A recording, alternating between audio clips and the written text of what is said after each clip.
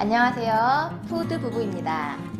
오늘은 제가 말레이시아에 살면서 겪었던 문화 충격에 대해서 한번 이야기해 보려고 합니다. 첫 번째로 식당과 관련된 충격입니다.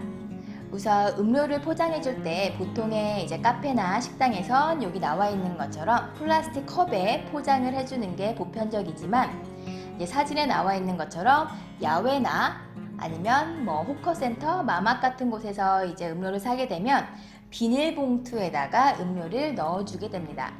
그 비닐봉투에 빨대를 꽂아서 비닐봉투를 들고 다니면서 마시게 되는 건데, 그 모습이 저에게는 처음에 되게 충격적이었습니다. 비닐봉투에 넣어주는 것 자체도 충격적이었고, 거기 빨대를 꽂아서 이렇게 들고 다니면서 마시는 것도 충격적이었기 때문에 음료 포장법이나 나시르막을 종이에 포장해주는 것이 충격으로 다가왔습니다.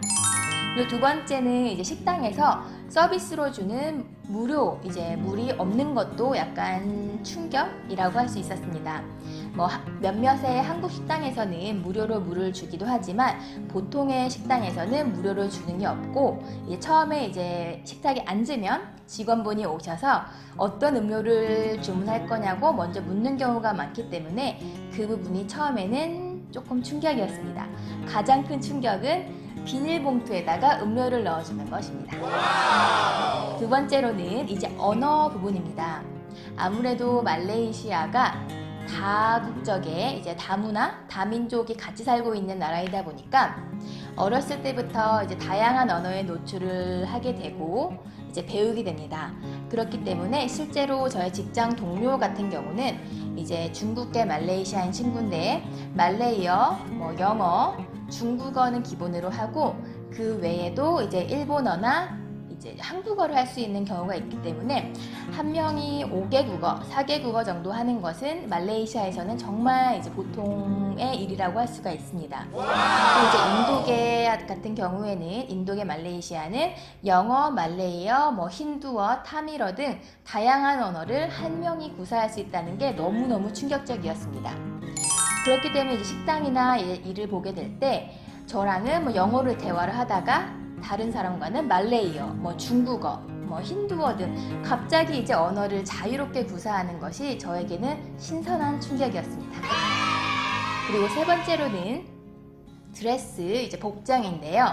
한국에서는 집 앞에 슈퍼를 간다던가 백화점, 쇼핑몰 같은 곳에 갈 때 조금 그래도 깔끔하게 아니면 조금 예쁜 옷을 찾아서 입고 가려고 하는 경향이 있는데, 말레이시아 같은 경우에는 쇼핑몰에 가시면 보시게 되겠지만 슬리퍼나 정말 편한 트레이닝복 아니면 반바지에 정말 나시 정말 편한 그런 복장을 정말 많이 볼 수 있기 때문에 제가 처음에 왔을 때는 그 부분이 조금 충격으로 다가왔는데, 지금은 살다 보니까 말레이시아 같은 경우는 날씨가 너무 덥고 밖에 나가서 운동을 하기가 많이 힘들기 때문에 식사 후에 쇼핑몰을 소화시키기 위해서 걸어서 다니는 경우가 되게 많습니다.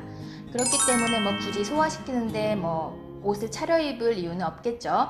그래서 그런지 몰라도 쇼핑몰에 가면 슬리퍼에 반바지에 티셔츠, 백화점도 마찬가지입니다. 슬리퍼에 반바지 입으신 분 많이 볼 수 있고요.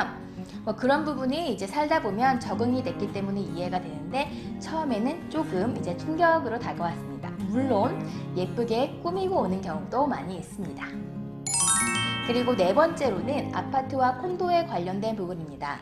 일단 사진에서 보시는 것처럼 아파트 현관문이 전부 다 창살로 되어 있는 현관문이기 때문에 아주 쉽게 볼 수가 있어요. 제가 처음에 이 아파트에 들어왔을 때 모든 아파트가 거의 이렇게 되어 있기 때문에 창살 문을 봤을 때는 약간 감옥에 들어가는 그런 느낌도 좀 들고 되게 좀 약간 충격적으로 다가온 적이 있습니다.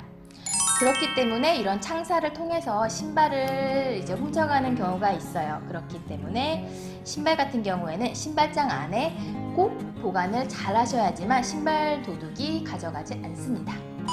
그리고 아파트나 콘도뿐만이 아니고 이 부분은 말레이시아 전체적으로 충격적이라고 할 수 있는 거는 재활용, 분리수거가 전혀 되고 있지 않다는 겁니다. 물론 쇼핑몰이나 이런 데 가면 재활용 쓰레기통이 따로 있긴 하지만 잘 되고 있지 않는 것이 현실인 것 같고요. 일단은 종량제 봉투가 없기 때문에 뭐 음식물 쓰레기, 뭐 종이, 뭐 페트병, 뭐 여러 가지 비닐 다 같이 버리는 것이 실정입니다. 그렇기 때문에 저에게는 분리수거를 하지 않는 것도 충격적으로 다가왔습니다. 아마 말레이시아가 쓰레기를 조금 분리수거를 하거나 재활용을 하게 되면 어떨까 하는 생각이 들기도 하는 부분입니다. 그리고 다섯 번째로는 종교적인 부분인데, 일단 말레이시아에 오기 전부터 무슬림 나라라는 것을 알고 왔기 때문에 뭐 할랄, 뭐 비할랄 뭐 이런 부분을 알고 왔지만, 실제로 제가 충격을 받았던 부분은 마트나 이제 배달 음식을 주문을 했을 때 돼지고기가 포함된 것이 있으면 정말 터치조차 안 하는 것이 충격적이었어요. 뭐 돼지고기를 안 먹는다 이런 부분을 미리 알고 있었지만, 그런 돼지고기가 이제 함유된 뭐 음식은 전혀 터치를 안 하기 때문에 뭐 음식을 주문을 했을 때 뭐 배달로 시켰을 때 포크, 이제 돼지고기가 들어있으면 그 기사님께서 직접 꺼내가도록 이렇게 얘기를 해주세요. 그렇게 되면 이제 제가 이제 봉지를 꺼내온다던가 하는 경우가 있고, 이제 마트에서는 돼지고기가 들어간 제품이 있으면 당연히 이제 그건 따로 넌 할랄이라는 부분에서 따로 사야 되지만, 그런 봉투가 있으면 뭐 바코드를 제가 직접 해야 된다던가 이런 부분이 처음에는 충격적이었습니다. 그리고 이제 화장실에 가면 이제 비데, 호스가 있는데 이 부분도 처음에는 깜짝 놀랐지만 뭐 지금은 이제 적응이 된 부분이기도 합니다.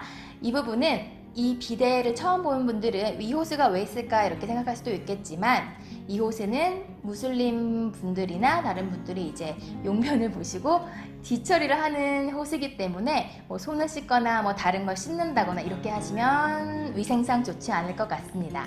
그래서 이 호스를 처음 봤을 때는 조금 충격적이기도 했습니다.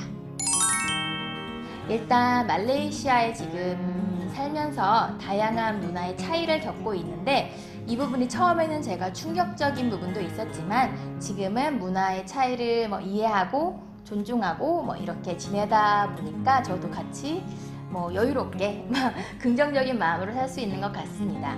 말레이시아에 오시면 뭐 다른 부분이 있어서, 한국과 다른 부분이 있어서 깜짝 놀라실 수도 있겠지만 뭐 이제 무슬림 나라이다 보니까 조금 존중을 해주시면 될 것 같습니다.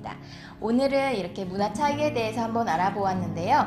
다음번에는 말레이시아의 문화, 생활, 음식 등 다양한 영상으로 찾아뵙도록 하겠습니다. 감사합니다.